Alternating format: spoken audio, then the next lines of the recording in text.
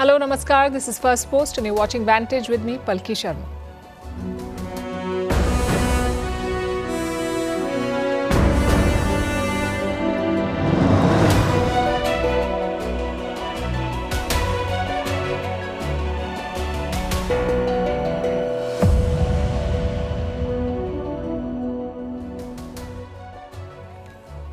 He promised to end the war on day one in office. It's been 9 months. The war has not ended. And now Donald Trump has done what Joe Biden had been doing: impose sanctions.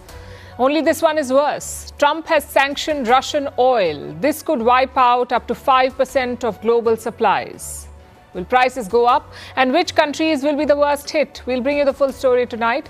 In China, they're writing a new chapter in de-dollarization. Beijing is making an aggressive push for the yuan, but can it really take on the greenback? In India, the government is taking on deep fakes. It's proposing an AI label to mark synthetic or machine-generated content. In South Korea, they've built their most powerful missile yet.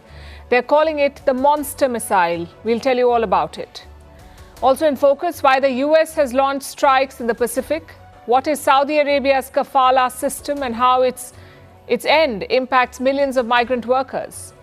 Plus, celebrating an environmental success story. India's forests are growing, coverage has improved. It's a rare piece of good news in the age of climate change. And finally, is your bubble tea safe? New reports talk about hidden health risks. All this and more coming up. The headlines first.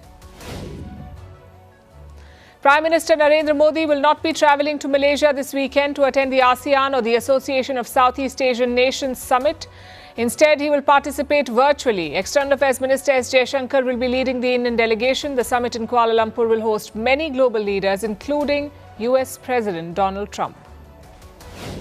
A Bangladesh court will deliver the verdict against Sheikh Hasina on the 13th of November. She is accused of committing crimes against humanity. The former Prime Minister is being tried in absentia. Prosecutors have demanded the death penalty if Hasina is found guilty. The verdict will come just 3 months ahead of elections in the country.